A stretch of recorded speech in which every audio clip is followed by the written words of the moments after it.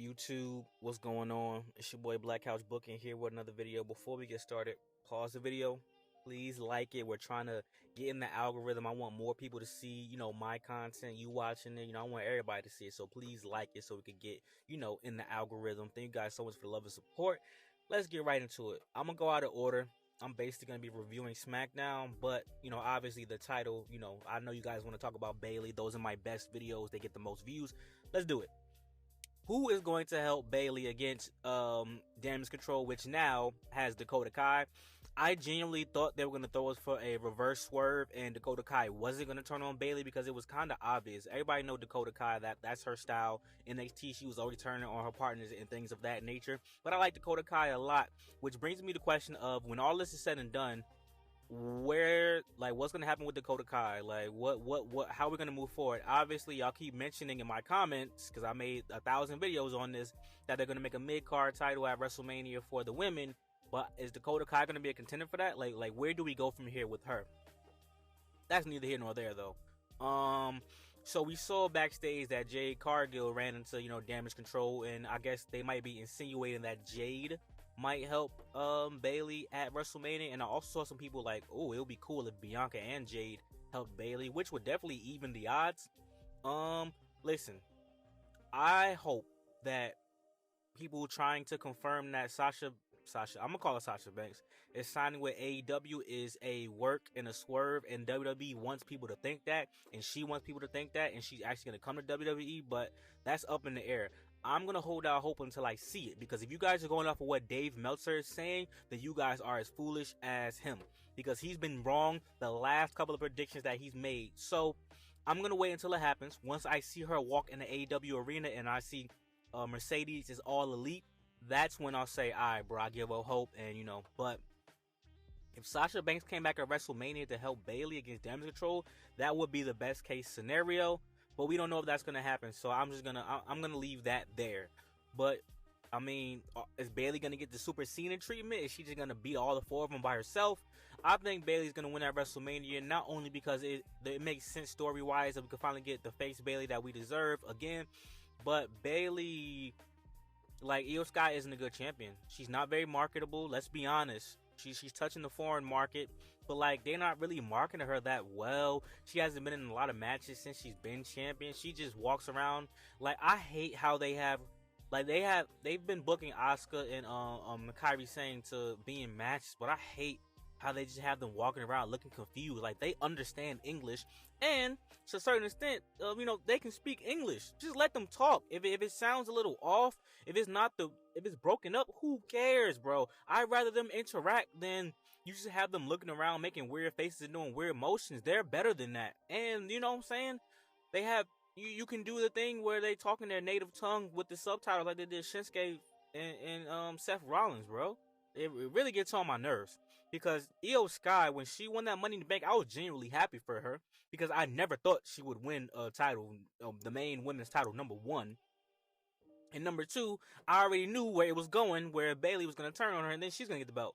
So who's going to help Bayley? It might just be Jade Cargill alone. Maybe if Bianca might not get a match at WrestleMania, because now they're keeping Jade and Bianca away from each other, so I don't think that's going to happen.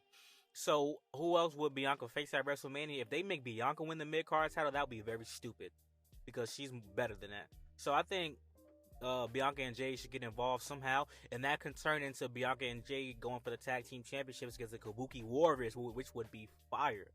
Because it seemed like Jade was eyeing Io Sky for the title, and people were talking about that, but you never know, man. She could have been looking at them tag team belts and thinking about, backing Bayley up so she could get her a shot at the tag team belts. So let's keep that in mind.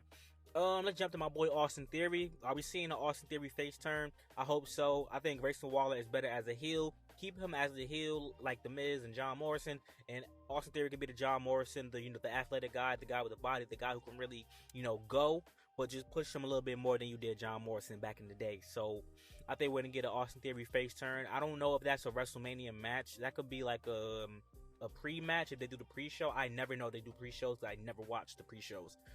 So we could do an Austin Theory versus Grayson Waller WrestleMania pre-show, because I saw an article that said that WWE is being urge to keep Austin Theory off TV, which would be dumb. Austin Theory is great television. He's doing a great job, especially when he does the goofy stuff, even with the heel stuff right now. He sells good. He's a good worker. Why not give him and Grayson Waller a feud? Which brings me into my next segment. We don't gotta book Braun Breaker like that. We don't have to book Braun Breaker just going through like jobbers and local talent. Braun Breaker is a wrestler who can beat wrestlers and go through regular wrestlers like that. Why isn't Braun Breaker going against Austin Theory? You have Austin Theory in these random matches for no reason, basically. You could have Austin Theory and Braun Breaker just put on a banger and Austin Theory lose, and it really doesn't make either one of them look bad, in my opinion. Or you could have Braun Breaker just destroy Grayson Waller. You could have Braun Breaker destroy guys in catering who's been on the roster that hasn't had a chance to fight. Like, I don't understand why we can't just do something like that. Like, I understand they try to make him a monster, but that doesn't necessarily make you a monster if you could beat guys who are weak, in my opinion. He beat a guy with one spear, whoop-de-freaking-do. Let's give him something else to do. Obviously, we're going to get Logan Paul at WrestleMania versus Lord knows who. I'm not paying attention to the United States Championship. I'm more interested in the Intercontinental belt right now. But eventually, we could put that on Braun Breaker. So why, like, we don't have to book. I really don't like this style of booking because it's like, where are you getting these random guys or guys who are, you know, the tryouts, NXT that haven't been really showcased. We don't got to do all that. He can just beat regular guys and he can look good that way and have good matches. We get he's a monster. We knew he was a monster in NXT. You don't got to convince me. With that, Tiffany Stratton. I like Tiffany Stratton. I think they should turn her face. That the Tiffy Tom thing is sticking. I know people like that gimmick, but that could be a face gimmick. She's basically Tori Wilson with more talent, if you really want to think about it. So we don't, and with building her, we don't got to put Naomi down. Naomi has been getting, the Elimination Chamber really pissed me off. She had a good showing in the Royal Rumble, but losing to Tiffany Stratton, I think Tiffany Stratton would get more sympathy if she would have lost and she put on a really good show. Obviously, she did good in the match against Naomi, but damn, what are we doing to Naomi? Why can't Naomi get some damn W's, bro? Like, we could do Naomi versus Tiffany Stratton, let Naomi win, and then Naomi show respect Tiffany Stratton. Tiffany Stratton could acknowledge the respect from the vet, or she could slap her. We could keep her heel. Like, we could do something like that, bro. We don't gotta have Naomi getting her ass whooped. I want to see a Naomi W on television in the future.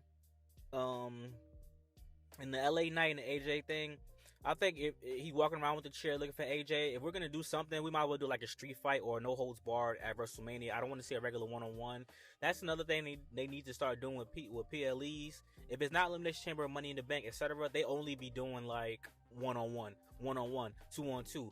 I want to see a tag team ladder match. I want to see a one-on-one no holds barred Extreme Rules, a one-on-one steel cage match, or you know what I'm saying? Like, I want to see some gimmick matches. So I think having them, I was saying a street fight, but I think a no holds bar would make more sense. I don't like to see these guys wrestling jeans. It's kind of dumb to me. So I think AJ Styles versus LA Knight in a no holds bar match would be better. The Rock segment, people were complaining that it was long. I agree. And The Rock, obviously he hasn't been a heel in a long time. He's trying his hardest to be unlikable, but it's hard, man. It's The Rock. He got so much charisma and everybody loves The Rock, but he keeps giving us that tease. I'm going to make sure you lose the title at WrestleMania. He's not saying I'm going to make sure Cody is losing. The Rock is giving us what we want. And even the way he said, I acknowledge you, it sounded like he was going to say something after that. I don't know if that was a cut or what, because I saw the highlight. I didn't see it live, but I acknowledge you. It sounded like he was going to say something else, the way he said it. But he's going to say, I acknowledge you. You're a candy ass. Like, it's going to be something like that when it happens. So trust me, guys. We're going to get what we want, which is Cody Rhodes winning the belt. If you don't like it, you're a Roman Reigns crybaby. SmackDown is the best brand. I know I'm running through this quickly, but SmackDown is the best brand. SmackDown is the best brand.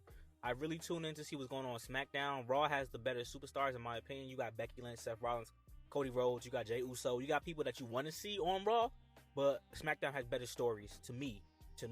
Even with the build-up, I complained about the build-up with Bayley versus Io, but now that it's picking up because WrestleMania is coming, it's doing better than Becky versus Rhea. Because what the hell is Nia Jax doing to Becky Lynch? Well, let's move past that. Nia Jax could be doing something else, going against Piper or something that I would actually like to see. So yeah, SmackDown is the best brand for show. Raw was the best brand years ago, but SmackDown has been cooking lately. Lastly, oh yeah, let's talk about the LWO. Happy Rey Mysterio's back. Happy Zelina Vega was on TV. Happy that they all got something to do. And the segment with Bobby Lashley carrying Cross, cool, whatever. But if that doesn't turn into a WrestleMania match, I want to see a 3-on-3 WrestleMania match.